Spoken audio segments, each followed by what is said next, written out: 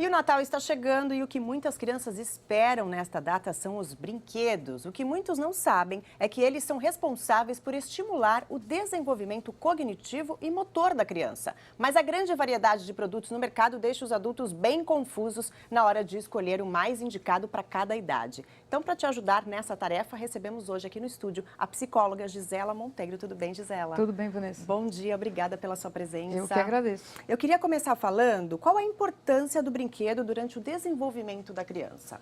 Então, a partir de que idade seria? Sempre, né? É que o bebê não brinca o estímulo muito, é diferente, exatamente, né? Mas a partir de 6, 7, 8 meses que ele já fica sentadinho, engatinhando, são brinquedos grandes que ele é capaz de pegar, de tocar.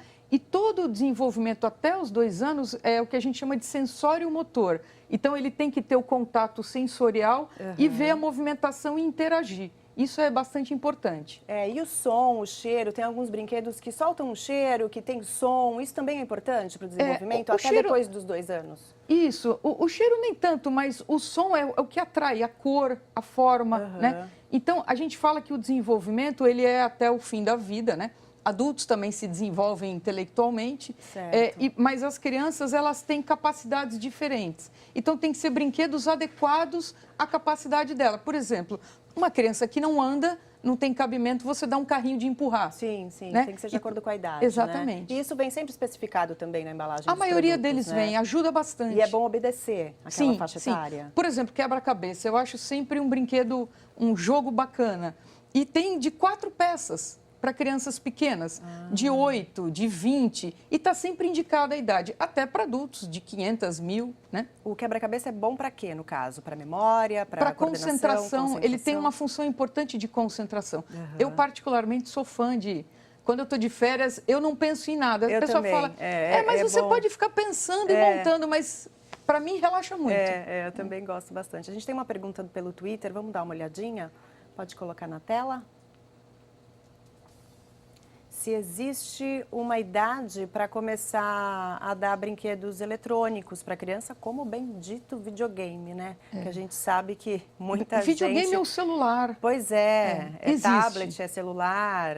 O que é o ideal? Porque tem mães que dão ainda para bebê, né? Aquelas cores, até um filminho. Então, vira uma mini televisão na mão, né? A Associação Pediátrica Americana recomenda a partir dos 2 anos. Por quê?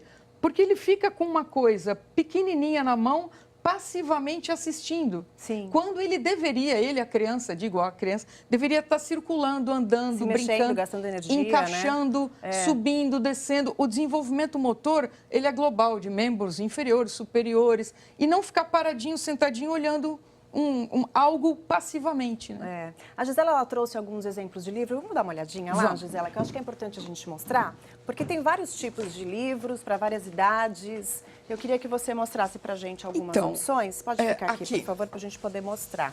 O livro, eu acho que é um brinquedo extremamente importante, porque ele...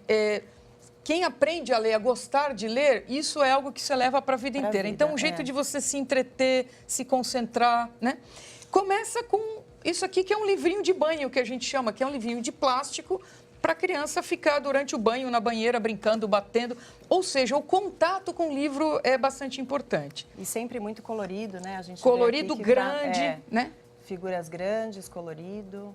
Isso é muito importante também, né? Esse aqui a gente já passa para uma criança um pouquinho maior. Eu queria dizer que até os 2 anos, a criança não brinca com outra criança. Ela brinca ao lado. Então, eu fico entretida com o meu joguinho, você com o seu. É verdade. Né? A partir dos 2 anos que tem o jogo. Então, esse livrinho é um livrinho que tem os olhinhos aqui que balançam, né? Que chama a atenção da criança e ela vai ter interesse de ir virando as páginas, né? Ela não lê, mas alguém lê para ela. Esse seria para que idade, Gisela? 2, 3 aninhos. Né? Quanto menor a criança, mais curta a história. Né? Porque ela não memoriza e tal. Sim. Com 3, 4 anos, ela adora ouvir a mesma história milhares de vezes. Decoram, inclusive, né? Se você muda uma palavra... Eles contam junto. Se você erra a palavra, eles brigam. Assim. Esse aqui é um livrinho que era das minhas filhas, que eu trouxe, que vocês veem que ele está usado, né? Livro gasto é livro lido. Então, é um bom sinal, né? Não só ele é um livro, tem o nome aqui da minha filha, não só ele é um livro lido, mas ele é feito em verso também, tem rima, né? Sou grande ou sou pequenina? Ainda não sei dizer, passo os dias inteiros procurando entender. Que ele fala sobre o crescimento, o desenvolvimento, o que é ser grande ou pequena. E é importante o adulto ler a história para a criança, mas também deixar a criança pegar no livro, folhear, ver as figuras, né? Exatamente. O que a gente sugere, as pessoas falam assim, mas eu lia para minha filha, depois ela se alfabetizou, ela parou de ter o gosto de ler. O que a gente sugere é que depois que a criança se alfabetiza, ela leia para você. Então você pega um livrinho desse que é simples, curto, né? E você fala, então agora você vai ler para a mamãe, nós vamos trocar. Tá, legal. E aí você fica do lado dela e ela vai te contando a história para não perder, né? Aí tem essas opções, sobre bruxinha, né? Porque a gente também pensa, não tem que falar coisas. A bruxa é um personagem interessante, que é uma velhinha simpatiquinha aqui. Este livro eu acho muito legal, porque ele também tem o prefácio aqui da Rita Lee, que também está lançando uma biografia bem legal. Bem cultural, né, esse livro, bem Esse livro fala sobre a morte da avó da menina, né? Então, tem livros que ajudam a lidar com essas questões. Como é que eu falo para minha filha, para minha neta que a avó morreu?